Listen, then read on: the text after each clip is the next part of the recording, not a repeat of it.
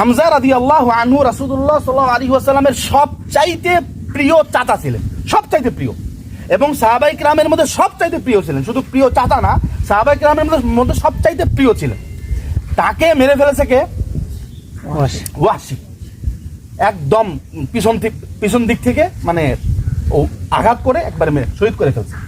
তো দেখেন রাসূল সাল্লাল্লাহু আলাইহি ওয়াসাল্লাম খুব কষ্ট পেয়েছেন এবং তিনি খুব কান্না করছেন। ওটা অন্য ঘটনা, আমি ওইদিকে না যাই, আমি শুধু যেটা মূল উদ্দেশ্য আমি ওটা বলতেছি আপনাদের।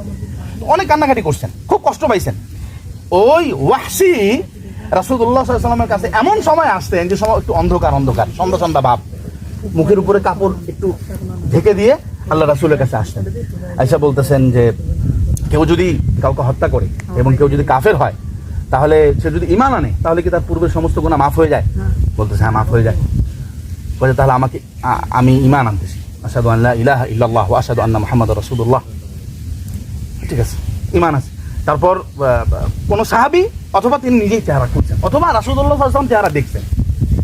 দেখার পরে চেহারা দেখার সঙ্গে সঙ্গে মানে ঈমান আনার কারণে খুব আনন্দ পাইছেন, কিন্তু চেহারা দেখার সঙ্গে সঙ্গে ওই কষ্টটা, পুরনো কষ্টটা আবার চলে আসছে মুখে, চেহারা সঙ্গে সঙ্গে ভাবে ফিরাই নিচ্ছে।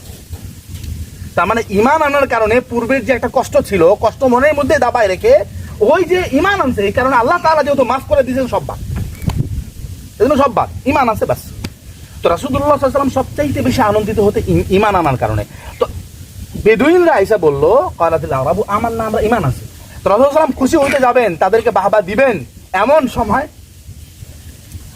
জিবরিল আমিন আলাইহিস সালাতু ওয়াস সালাম আসেন, এসে বলতেছেন কুল লাম তুমিনু ওয়ালাকিন কুলু আসলামনা।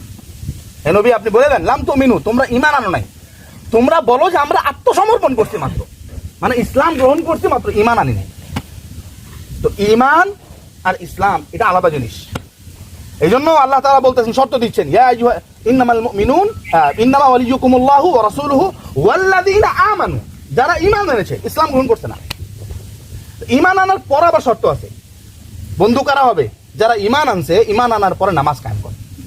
তাই ইবাদতের মধ্যে আফদালুল ইবাদাতি আস-সালাহ, সবচাইতে বড় ইবাদত হচ্ছে নামাজ আদায় করা, সবচাইতে বড়। তো এই ইবাদতের কথা বলার উদ্দেশ্য হলো যে নামাজ আদায় করবে সুষ্ঠুভাবে, সে অন্যান্য সব কাজ ঠিকমতো আঞ্জাম দিতে পারবে। যাই হোক, নামাজ আদায় করার অনেক শর্ত আছে, আমি ওগুলো না বলি।